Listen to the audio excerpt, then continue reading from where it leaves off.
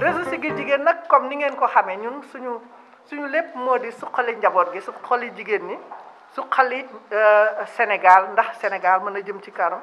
ñu wekk ko ci wërgu yaramu jigéen wekk ko ci taxawaayu jigéen ab siggeem ci suñu biir askan. gouvernement Sénégal lépp moo koy financé waaye collectivité locale yi dañoo war a dugal seen loxo ci seen jiba jàppale seen communauté yi parce que état mënul def lépp au niveau central.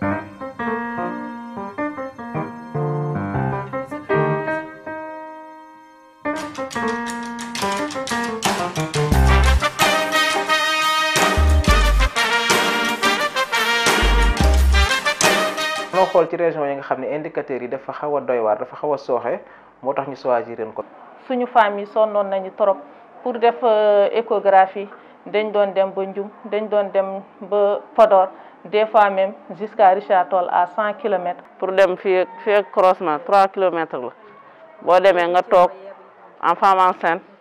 am na fi ngay toll minute bu nekk da ngay bëgg di dem sawi doo am toilette. nga dem tali ba taxaw ba sonn ba fii yëpp ay metti xam nga loolu ma baaxu si ko ëmb ba nga mujjee sax nga naan man écho bi sax jarutul dara maa ngi ñibbisi. bari nañu ay accouchement yi domicile amoon nañ fi bari na tamit ay c'est-à-dire que ay cas de bilharziose bari nañ fi. jafe-jafe yi ñu doon am bokkoon na ci accouchement domicile yi bokkoon na ci tamit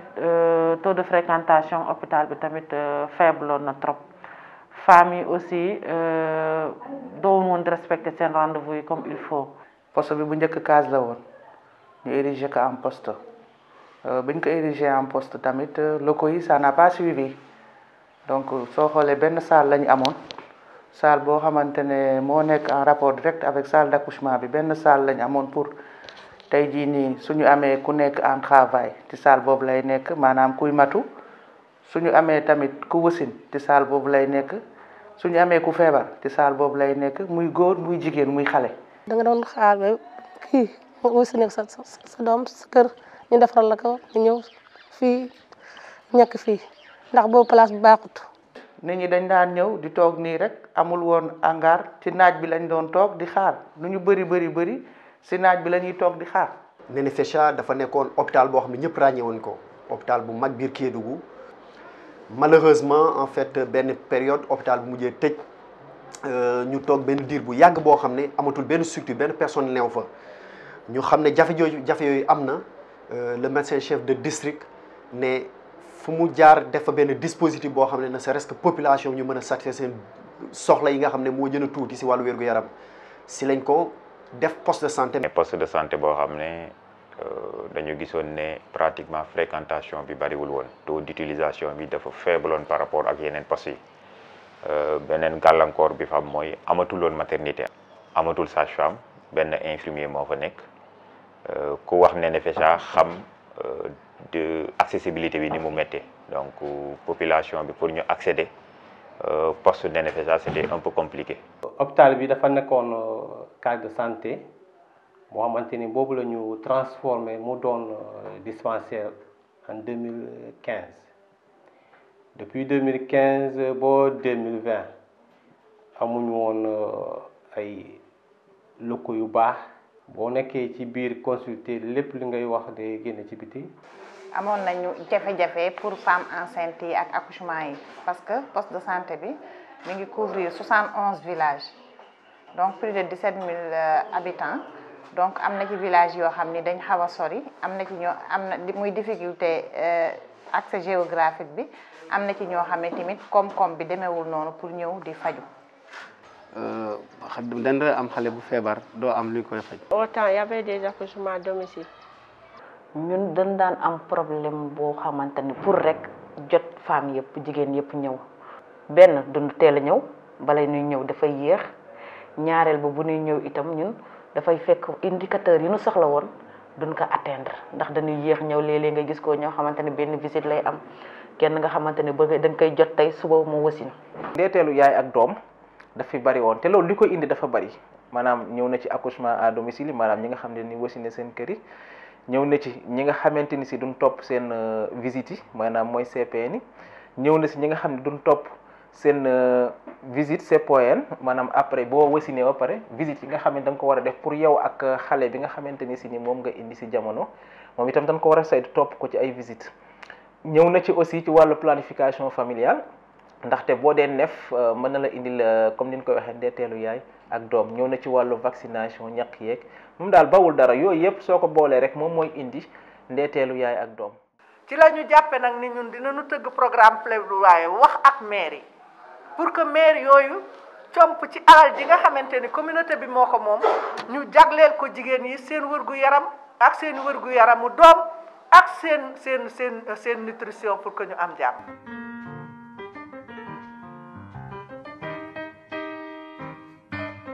plaidoyer dafa transversal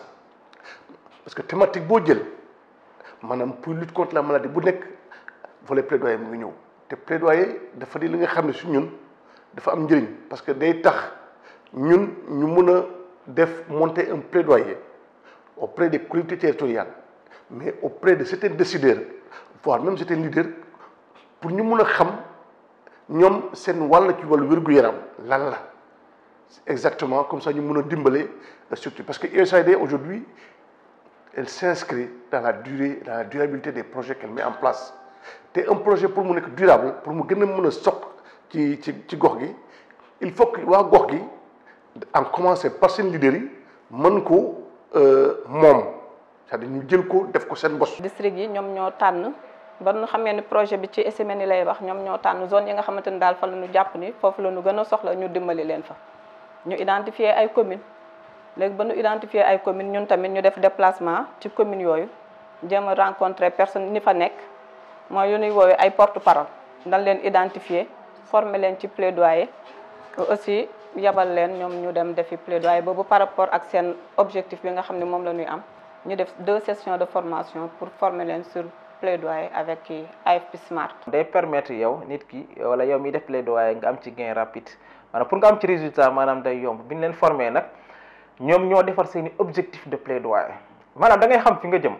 doo tëb rek naan da ngay def plaidoyer déedéet ñoom bu ñu jug dinañ xam fi ñu jëm dinañ xam li ñu wax. la santé waxtaan la balay dara di xew dañuy waxtaan ku ne xam lan mooy sa point de vue mborom comme ça ñu mën a trouver ay solution moo tax ñu mettre en place ay activités de communication comme des sessions de dialogue pour mën a waxtaan ak population bi pour xam lan mooy seen ay jàngoro mais aussi yan saafara lañ gis que ni ñoom buñ ko defee ñun dinañ ci mën a na jëlee njëriñ ñoom tamit dinañ ci mën a jëlee njëriñ mais prestataire de santé bi nga xamante ni dañ ko fi andi pour mu jàppale leen tamit ñu xool moom tamit nan lay jëlee njëriñ ci waxtaan boobu. ay émission rajo tamit des fois dañ koy def ay émission rajo citoyen yi nga xamante ni dañuy dem ci communes yi identifier fa ay quelques membres mettre leen en ñu boole leen ak bàjjenu gox yi nga xam ne ñoom ñooy nekk ci district yi après ñuy def émission rajo par rapport ak thème yi nga xamante ni district bi ñoom ñoo koy identifier. rajo communautaire yi dañu jël seen ay journalistes former leen ci wàllu technique mais également former leen ci lu jëm ci wàllu plaidoyer bi ñu leen former ba pare ñu dellu seen dëkk dañ leen fa fekk jël ci askan bi ñu ñuy tuddee club rajo citoyen mu doon ay góor ak ay jigéen yu nga xam ne ñu ngi bokk ci askan bi ñoom it ñu tàggat leen pour ñu def ay émission rajo yu nga xam ne dañuy faral di interpeller ñi nga xam ne ñoo yore dogal mais mënuñu di def loolu yëpp te boolewuñ ci ñi nga xam ne ñoo fa toogal nguur gi lépp li nga xam ne jot nañ ko def ak lépp li nga xam ne moo ñu dese namm nañ ko def ñu dajaloo ci lu ñu tuddee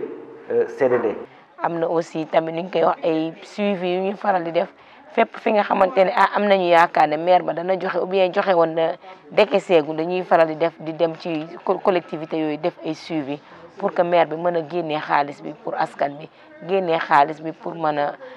appuyer ni ñuy wax wér-gu-yaram yaay yeeg doom yi.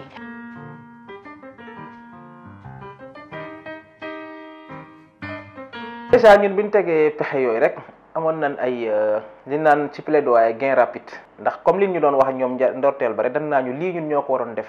te résultat yuñ ci am ñoom dañ koy dugal ci seen actif maanaam ñoom après ëllëg dina mën a rendre compte seen conseils municipaux yi. projet bi mu ñëwee ba léegi moo ñu jox xel boo xam ne dinañ mën a jàppale jigéen ñi nuñ fajoo mooy enrôlement des 300 femmes. bi ñu adhéré ci mutuelle bi déjà foo waroon fay junni ñu ne la amaana ni ñaar téeméer ngay fay wala foo waroon fay ñaari junni ñu ne la ñeenti téeméer ngay fay loolu da leen di safarloo ñu ñëw te loolu itam gagnant gagnant la ndax ñoom dinañ si gagné ñu ni itam dinañ si gagné ndax dinañ atteindre suñu objectif. depuis biñ leen mutualiser moom wax dëgg yàlla xam nañ ni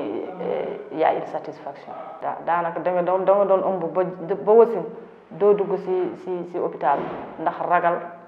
doo am looy fajoo. ça nous a favorisé parce que dañ doon def suñu xaalis mais mun na am jigéen ñi duñ ci woon gis seen bopp. plus-value bu baax te ci domaine yëpp nag consultation prénatale yi ci analyse yi ci écho yi ñun avant man maay def écho yi mais samedi ba samedi laa doon def ndax dama daan dajale maladie mënu xaw bari mais léegi mënatuñu loolu bis bu yàlla sàkk lañu def altine ba aljuma.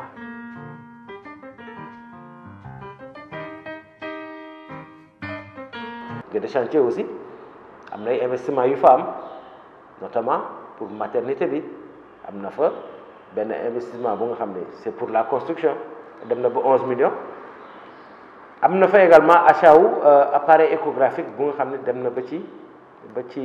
9 millions de francs. Avec le projet quand même bi ñu defee dialogue bi ils nous ont édifié beaucoup de choses. ñu jël engagement nag tableau bi ñu defar ko ñu samp garab yi tableau d'affichage bi ñu defal le prix. Ils nous avaient édifié aussi suivant la population, c'est-à-dire le poste environnement bi bu mu yore du Guédé seulement mais les villages environnants avec le nombre de femmes d'enceintes bi ñu ak ñoom seen ils nous ont demandé à si c'est possible d'avoir une échographie. bi jënd nañ ko il va falloir que mu nekk opérationnel. Engager 1,2 million pour yóbbu ko pour frais de formation. Plus maintenant une bourse de la sage-femme à hauteur de 300 000. depuis bu ñu amee écho bi moom ñu ngi si sant yàlla bu baax sax parce que seetlu nañ malade yi gën nañ di ñëw femmes yi gën nañ di def écho mais bu njëkk ba koo ci bindal écho bu ñëw di def accouchement am da ngay fekk kayit écho bi mu ngi si biir carnet bi parce que day ne mënul dem ba taraje di ko dem defi. amuñu benn problème te dañu faju dañu def suñu écho normal. amuñu benn mësuñu fi ñëw sax def visite ak bañ am lu ñu naqar ba suñu tension monte mësul am lu baax rek la ñuy fekk fi te lu baax rek la ñuy yóbbu loolu moo tax léegi dañu sawar sax nekk ëmb. poste yi nga xam ne ñu ngi nekk qui gravite autour de Guédé chantier léegi fii la ñuy def seen échographie. CPN yi vaccination yi yooyu yëpp gis nañ ci amélioration bu baax loolu tamit ñu ngi koy santé waa Siggil Jigéen ñu ngi koy santé yàlla santé ko mairie bi ñoom ñoo ci def seen loxo. Actuellement avec échographie bi mun nañ wax bénéfice la pour le couple mère-enfant. Avant ngay jël prise en charge il fallait que nga envoyé ba Ndioum wala Podor pour ñu mun la wax nga doogaam jël en charge mais léegi daf ñu gën a yombalal liggéey bi xam nga ci cause décès maternel les 3 retard de prise de décision ak retard de prise en charge ci la bokk maanaam loolu su amee mun nañu wax ne mun na contribuer ci dans la lutte contre la mortalité maternelle et infantile. ba accouchement à domicile moom wàññeeku na bu baax a baax parce que ki nga xam ne dafa bokk mutuelle pour moom perte la sax mu accoucher à domicile parce que xam na ne bu ñëwee dinañ ko jël en charge 20% kese lay fay. duñu yem ci loolu acteurs communautaires yi dañuy suivre ñu nekk ci case de santé yi am nañ ay cahiers de suivi des femmes enceintes donc ñi ci intervenir bari nañ. mutuelle bi mairie bi a recruté des femmes enceintes ensuite si tu viens pour paiement bi noonu chaque 500 tu payes 100 francs c'est ça qui a amené kii bi paiement bi moins cher tu fais tes CPN et tu fais tes analyses et écho. am nañ ay CEVAC yu ñu mettre en mooy ay comité de veille et d'alerte communautaire ñoom ñooy identifier précocement les grossesses référer ñu ko te fexe nañ aussi ba au niveau du poste de santé ñu am continuité des services. tey daan nañu nekk fii au bureau nit ñi di rang dimbale ma ordonnance dimbale ma lii mais loolu dañ na wala sama élèves yi jàngul loolu dañ na waaye ñu gis avantage ñu ñaan projet yi ak mairie bi bu ñu yokkee subvention bi day arrangé parce que day yokk au niveau des bénéficiaires day yokk aussi au niveau des adhérents loolu avantage ci population bi la quoi. Non, c'est dans le budget. Chaque année, on continue. Ou bien on yokk ça chaque année. Parce que dans l'année, on 1 million, nous devons 2 millions, nous autour de 4 millions. Ça, nous koy def. Mairie bi du mutuelle de santé kese du mutuelle de santé kese parce que même bi ñu amee fii problème par rapport ak mise en observation yi amoon nañ problème mu salle mais dañu defoon plaidoyer auprès de la mairie ba ci la ñu construire salle d'hospitalisation bi nekk ci ginnaaw tabaxal ñu dépôt pharmacie bu mag bu aéré. Premier dimanche de chaque mois dañuy toog mutuelle bi wax problème am poste de santé bi wax problème am maire bi xool yan solution la mun a apporter.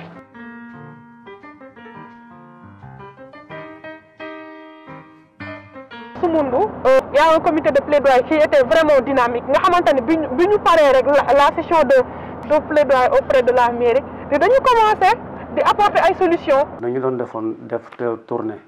Nous avons fait une mais si nous expliquons, si nous avons une convention de machine. Mais pour la première fois, si une tournée, pour la première fois, nous expliquons un maire s'engage dans l'immédiat. Comme on a signé une convention. Nous avons au niveau de la commune de Bonna, poste de santé, nous avons un poste de santé de Soumoundou. Il faut changer toiture,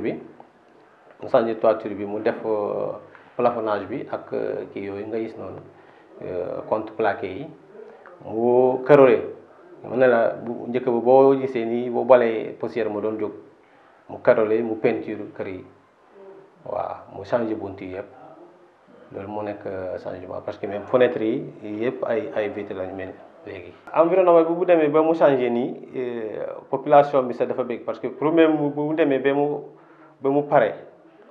ñu nekk ci dëkk bi dañ doon ñëw photo ñu yónni ñu nekk bitim réew affaire yi feeñ ci réseaux sociaux yi dafa nekkoon mbégte bu bari pour population bi. depuis que ñu réaliser poste boobu même barki démb dañu nekkoon fii en réunion de CLD ak sous-préfet. Mais infirmiers yépp y compris ICP bu Soumoun dañu nekkoon vraiment di saluer vraiment l'acte de la mairie à travers le réseau Siggil Jigéen. Donc tey le poste de santé de Soumoun ñëpp population ñu nekk ci zone yu boobu et au-delà de commune Bonna même beneen commune bu nekk l'autre rive du fleuve Soungourungou ñoom ñëpp dañu traverser fleuve pour ñëw en tout cas soutenir jël ay soins ci poste de santé boobu et pourtant 5 ans de cela kenn du ñëw foofu. kii pour wasin ci néeg bi fii sa kër booy matu nga wasin sa kër. léegi sax boo ëmbee ñaari weer ñetteel bi commencé ngaa dem gis.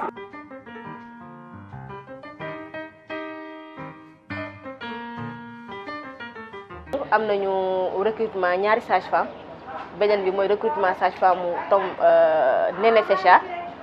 beneen bi mooy recrutement wu sage-femme Banda Fassi ak construction espace ado jeune. amul benn maire bu fi mës a recruter personnel qualifié donc boobu c'était une première maire bi jël décision signer le contrat benn sage-femme mu dem nekk Néné Fécha. non sage-femme moom alhamdulilah parce que gis nañ changement parce que gis nañ ay góor ñoo fi nekkoon. Bon population yoo xamante ne parfois c'est un tabou ñu fekk góor xama war a jël yenn paquet de service mais depuis sage-femme bi ñëw alhamdulilah. bu ñu jëlee si accouchement yi nga xam ne sage-femme moom mooy dimbali jigéen ñooñu di ñëw foofu pour am fa doom jóge na si 25% en 2019 bi nga xam ne amuloon sage-femme dem si 100% maanaam jigéen ñi fa ñëw ñëpp wasi nañ si loxomu sage-femme. beneen avancée bi mooy sentir nañ tamit engagement CDS bi ak communauté bi parce que bi ñuy installé sage-femme bi dem nañ li ñu leen waxoon mooy indi woon nañ fi benn sage-femme mais sage-femme boobu da doon toog pratiquement weer ay ñaari accouchement lay def ñett donc looloo taxoon dañ naan sage-femme du fi am njëriñ mais tamit communauté bi engagé wu nañ ne benn femme du accoucher à domicile. que maire bi alhamdulilah c'est quelqu'un de compréhensif. nit koo xamante ne dëgg-dëgg yàlla dëgg rek a neex a borom ci wàllum santé à chaque fois que en tout cas on vient vers lui le sollicitant un besoin da ciy taxaw bu baax. waaw projet bi mu ñëwee dafa njëkk a woote population bi woo commune bi woo ma man maire boole ma ak infirmier yi ñu waxtaan ñu woon ñu il faut ñun ñu def loxo ci poste santé bi pour mu nekk poste santé bi nga xam day amal njëriñ askan bi ci côté boobu la ñu gis ci seen waxtaan bi ñu xelalee bi ñu xoolee bi ñu xelal ñu xam lu ñun suñu defee loxo ci poste de santé bi rek li ñu wax dañu ko gis yàlla dogal nag ñu déggu seen wax ñu tënku ci ñu jéem commencé liggéey ñu jàppalante ak ñoom ñu ngi ñu xàllal yoon bi ba ñu def ko tey am na lu ñu fa def du bari bi nga xam nekkutoon fii bi ñu nekkoon poste de santé. ak suñu fond FBR bu ñu gagné woon ci FBR ñu defar suñu mbaar yi ak karole salle de l'ICP bi monsieur le maire tamit tabaxal ñu benn salle fii bu def néegu gardien ak salle de consultation. jot nañu fi def bureau infirmier jot nañu di def salle bi nga xam maladie mun nañu fa nekk jot nañu itam jël nañu engagement pour jàppale leen pour maternité ak logement sage-femme bi ak infirmier bi loolu yëpp ñun ñoo jël engagement bi. mais tey jii projet bi dimbali nañu defal ñu fii nii nga xam ne nit ñi dinañ am fu ñu mën a toog patienter vraiment def ko tamit ci condition yu baax yoo xamante ne ku fa toog tamit ak xaar bi lu mu yàgg-yàgg doo ko yëg parce que c'est bien fait et tout parce que bu njëkk jigéen ñu bëri dañ daan préférer aussi seen kër parce que dañuy jàpp foofu lañ gën a am sutura. léegi moom alhamdulilah rabbil alamin boo ñëwee da nga mën a am place bu toog place bu baax. macha allah macha allah macha allah fréquentation yokku na bu baax yokku na de plus de la moitié je peux dire vraiment muy ci wàllu tey ji ci utilisation des services d'abord lu jëm ci CPN jigéen ñi ñëpp tey dañuy sawaru pour ñëw visite fii accouchement tamit dañ fiy ñëw bu baax loolu dafa wàññi accouchement à domicile yi bu baax a baax.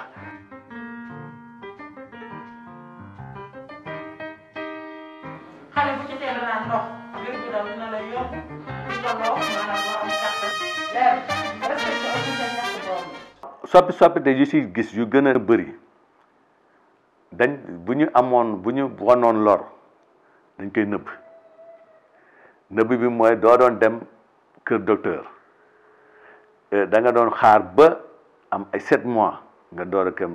dem kër docteur mais loolu amatul soo ko seetloo fi programme bi jaar yëpp loolu amatul. projet bi moo ñëw waxtaan ci ak ñun ñu wax ko jafe-jafe yi ñu gën a am ci santé mooy les accouchements à domicile parce que tey boo seetee jafe-jafe jigéen yëpp li ci ëpp yëpp ak jafe-jafe doom yëpp mooy que ne les accouchements à domicile te boo seetee accouchement à domicile yooyu lu mu mën a jur dafa bari. ñu toog ak maire bi ñu toog waxtaan ñu expliquer ak tamit man tamit ma wax leen les réalités yi may dund à la maternité ak yi nga xam ne moom laay gis vraiment jour boobu daar la maire engagé wu voilà génn fa samu xaalis bu takku sax. ñu tëggal ko benn plan d'action boo xamante ne day am ay causeries ay mobilisation sociale ak ay VAD même gîte Lavert amoon na ci léegi nag mu jël engagement de 3 millions boo xamante ni def ñu ko engagé pour que les relais les bajanu gox ñoom ñëpp ak encore UCP sage-femme ñëpp mën a gën ak tous les ak CDS yëpp mën a gën waxtaan ak waa dëkk bi pour ñu li wàññi accouchement à domicile yi. comme ni ma ko waxee woon keroog bi ñu amee moom rencontre moom du ñu sësi mukk ci di ko jaajëfal ñun waa su ma waxee waa Ngoy Batal mu ngi fa Gurgureen mu ngi fi parce que ñun la couvrir mais amul benn poste de santé bu nga xam ne am na bëgg-bëgg que ça soit médicament que ça soit si wàllum logement sage-femme que ça soit si wàllum construction case wala dara te maire taxawu ci defu la ci appui donc ñun luñ mun a jooy ci maternité bi rek il est prêt à le faire. Nous sommes arrivés aujourd'hui à des résultats extraordinaires. Je peux vous dire que au-delà du programme de l'USAID, le réseau Siggil Jigéen a déjà mobilisé plus de 200 maires pour le financement de la santé et de la reproduction, la lutte contre la mortalité maternelle et la malnutrition à travers le pays. Nous avons actuellement mobilisé